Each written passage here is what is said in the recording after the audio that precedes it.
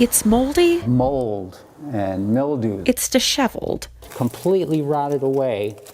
And it's hardly fit for a Sunday sermon. I mean, you can see the damage everywhere. But the Mount Zion Baptist Church still has that special something. You can just sit in the pews and feel, for me, I can feel and hear my ancestors speak and praising the Lord. Ada Woodson Adams has been going to the church since she was a little girl.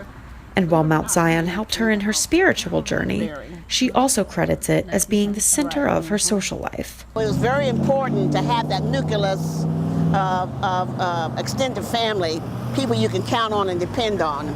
And if the people were the nucleus, then the church itself was the cell, becoming a building block for some of the most important moments in Adams's life. So when my wedding came along, there was no question about it.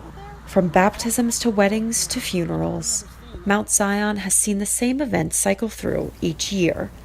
But soon, it will see something new. At an absolute bare minimum, a roof's got to be put on this building very quickly.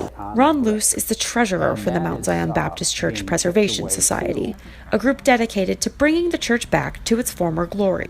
The past few years involved the church in a hard-fought custody battle, with the Preservation Society emerging as the ultimate winner this year. The initial feeling was just one of great relief and pleasure that we have a good chance of saving this building.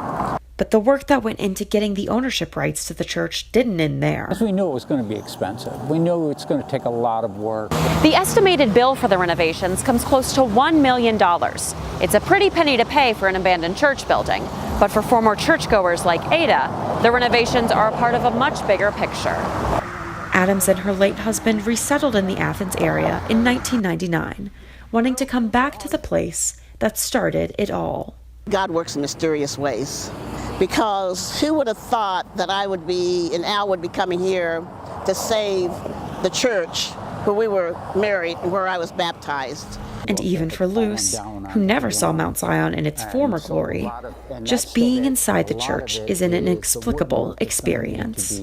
Sometimes buildings have a personality, and this one has that. It just feels so comfortable and at home, and I don't know, I don't even know how to describe it.